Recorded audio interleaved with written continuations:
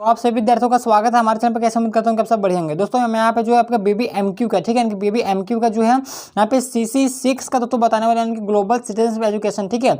Global citizenship education का दोस्तों ये हमारा मतलब कि जो है चैप्टर 1 है, ठीक है। चैप्टर 1 क्या है? ये ग्लोबल सिटीजनशिप एजुकेशन, जिसके बारे में आपको पता मतलब GCE के बारे में पता, ठीक है, and education for sustainable development, यानी कि दोस्तों आपको वैश्विक नागरिकता और सतत विकास के लिए शिक्षा, ठीक है, सतत विकास के लिए शिक्षा पढ़ना है और आपको यहाँ पे वैश्विक नागरिकता के बारे में पढ़ना है। ये हमारा यूनिट 1 है। तो मेरा थोड़ा यहाँ पे हेल्थ प्रॉब्लम था, जिसके कारण मैं यहाँ पे मतलब आप लोगों का जो क्लास है वो नहीं ले पा रहा था। मैं अभी भी पूरी तरीके से रिकवर नहीं हुआ, लेकिन दोस्तों मैं फिर भी आप लोगों के लिए जो यहाँ पे वीडियो वगैरह मैं बना रहा हूँ, ठीक है। तो देखिए जो पहले यहाँ पे प्रश्न दिया गया, यहाँ पे देखिए इसका तो क्या है, आपको पता है कि तो आपका जो परीक्षा है MCQ होगा, ठीक है, यानी कि जो आपका ऑमर शीट भी लिया जाएगा, ठीक है, यानी कि आपका जो परीक्षा है वो ऑब्जेक्टिव पैटर्न पर मतलब कि लिया जाएगा, ठीक है, यानी कि ऑब्जेक्टिव के आधार पर होगा। तो ऐसे में तो आपको जो यहाँ पे मतलब ऑब्जेक्टिव पढ़ना है। तो देखिए जो आपका पहला यूनिट दिया गया, इसमें क्या प्रश्न दिया गया, देखिए यहाँ पे पहला जो दिया गया है CGE, ठीक है, सॉरी GCE, ठीक है, GCE का जो है यहाँ पे पूर्ण रूप क्या है, तो इसका जो जाएगा वैश्विक नागरिकता शिक्षा, ठीक है, वैश्विक नागरिकता शिक्षा, यानी कि अगर आपको यहाँ पे देखने को मिल जाएगा ग्लोबल नागरिकता शिक्षा या फिर ग्लोबल सिटीजन एजुकेशन, ठीक है, इसका यही मीनिंग होता है। मतलब अगर इसको इंग्लिश में बोलेंगे तो हो जाएगा आपको यहाँ पे ग्लोबल सिटीजनशिप एजुकेशन, और अगर हिंदी में बोले तो वैश्विक नागरिकता शिक्षा। तो आपका यहाँ पे इसका पूर्ण रूप क्या है, यानी कि CGE का पूर्ण रूप क्या है, वैश्विक नागरिकता शिक्षा। अगर इसका फुल फॉर्म पूछे तो आपको लिखना है ग्लोबल सिटीजनशिप एजुकेशन, ठीक है। देखिए दूसरा प्रश्न देखेंगे यहाँ पे। देखिए दूसरा प्रश्न क्या बोल रहा है, देखिए कि ESD का पूर्ण रूप क्या है। देखिए आपका जो सिलेबस है उसी के अकॉर्डिंग मैं बता रहा हूँ, आपका कुछ भी मतलब कुछ फालतू चीज़ आपको नहीं बताऊंगा, ठीक है। जो आपके सिलेबस के आधार पर जो आपका प्रश्न दिया गया उसी के बारे में आप लोगों को बताऊंगा सारा कुछ। देखिए पहला आपका GCE, दूसरा है ESD, यानी कि वैश्विक नागरिकता और सतत विकास के लिए शिक्षा, यानी कि इन दोनों के बारे में आपको जो पूरा इस सिलेबस में कवर करना है, इसके बारे में पढ़ना है। तो पहला मैंने आप लोगों को क्या बताया, पहला प्रश्न देखिए यहाँ पे मतलब GCE का पूर्ण रूप क्या है, वो वैश्विक नागरिकता शिक्षा। दूसरा आपका है कि ESD का पूर्ण रूप क्या है, तो इस ESD का जो पूर्ण रूप होगा वो सतत विकास के लिए शिक्षा, क्या हो जाएगा, सतत विकास के लिए शिक्षा, ठीक है, सतत विकास के लिए शिक्षा। आपको ऑप्शन नंबर डी आपका सही हो जाएगा, यानी कि दा वाला। अगला प्रश्न देखिए कि वैश्विक नागरिकता का शिक्षा का मुख्य उद्देश्य क्या है, यानी कि वैश्विक नागरिकता शिक्षा का जो मुख्य उद्देश्य है वो क्या है, तो वह सभी विकल्पों का सही हो जाएगा, यानी कि सामाजिक न्याय और समानता को सुदृढ़ करना, अधिकार और सुरक्षा का यहाँ पे सुरक्षा करना, वैश्विक संबंध और सहयोग बढ़ाना, यानी कि सभी हो जाएगा, ठीक है, उपरोक्त सभी।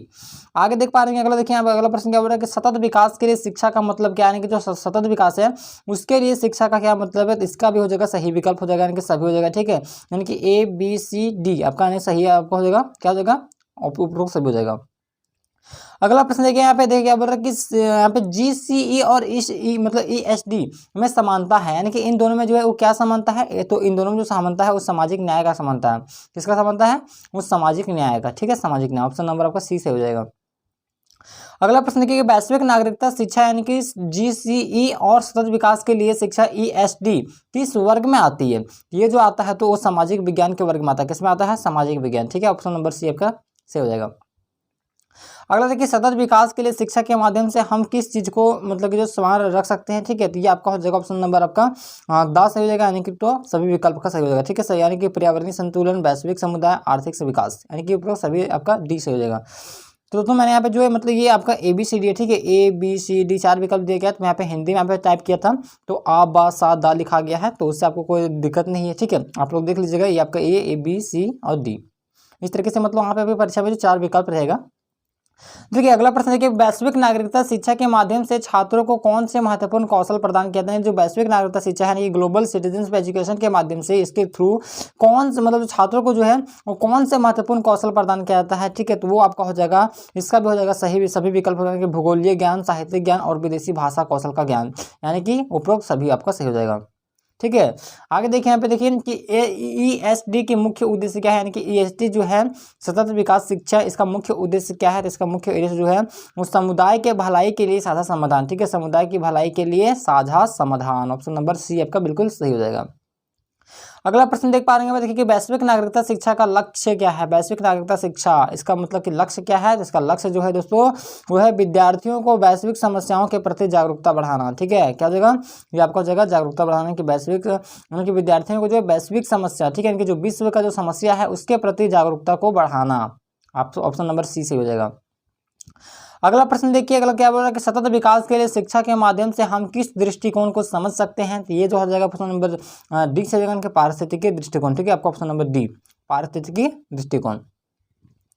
देखिए अगला प्रश्न देखिए यहाँ पे जीसीई के अंतर्गत शिक्षार्थी किस बात के लिए प्रशिक्षित होते हैं।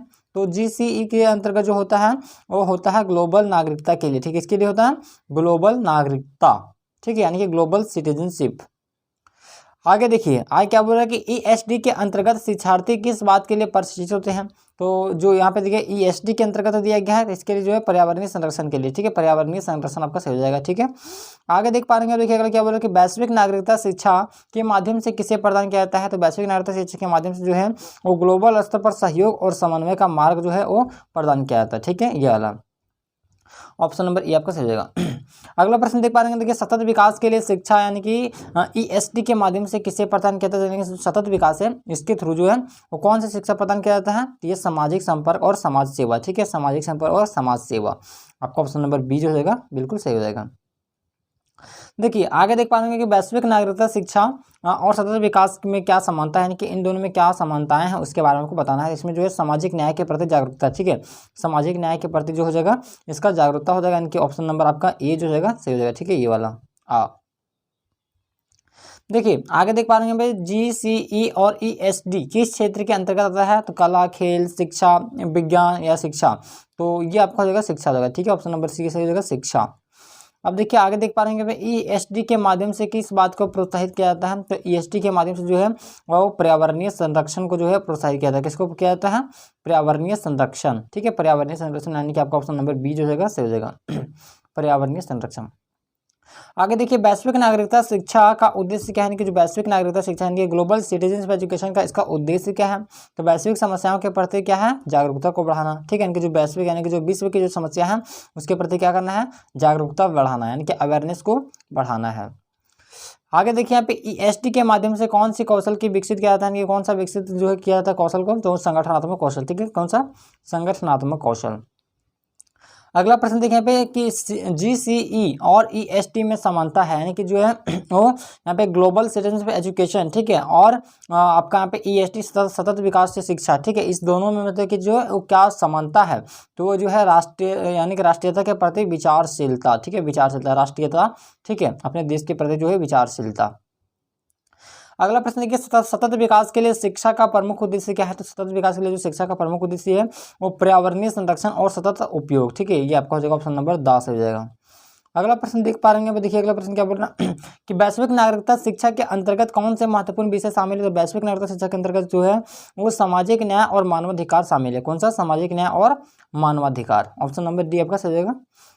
अगला प्रश्न देखिए कि ईएसटी के अंतर्गत कौन सी कौशल प्रमुख है। तो ईएसटी के अंतर्गत जो है वो पर्यावरण संरक्षण कौशल जो है वो अत्यंत ही महत्वपूर्ण माना जाता है। ठीक है, अगला प्रश्न देख पा रहे हैं, देखिए वैश्विक नागरिकता शिक्षा और सतत विकास के लिए आदान प्रदान किससे होता है। इसमें जो होता है तो वो शैक्षणिक संस्थानों के माध्यम से जो है वो आदान प्रदान किया जाता है, यानी कि आपका आ वाला सही हो जाएगा ए। तो दोस्तों ये आपका था यूनिट 1। ठीक है, यानी कि ग्लोबल सिटीजनशिप एजुकेशन का, यानी बीबीएमक्यू का है। ठीक है, बीबीएमक्यू का सिलेबस के अकॉर्डिंग है, तो ये आपका जो है वो यूनिट 1 है। ठीक है, यूनिट 1 मैंने आपको पूरा कवर करवा दिया है। तो अब मैं आपको जो है यूनिट 2 बताऊंगा। तो आप लोग चैनल को सब्सक्राइब जरूर कर लीजिएगा, ताकि आगे भी आपको इस तरीके से जो है वो वीडियो देखने को मिलता रह जाएगा।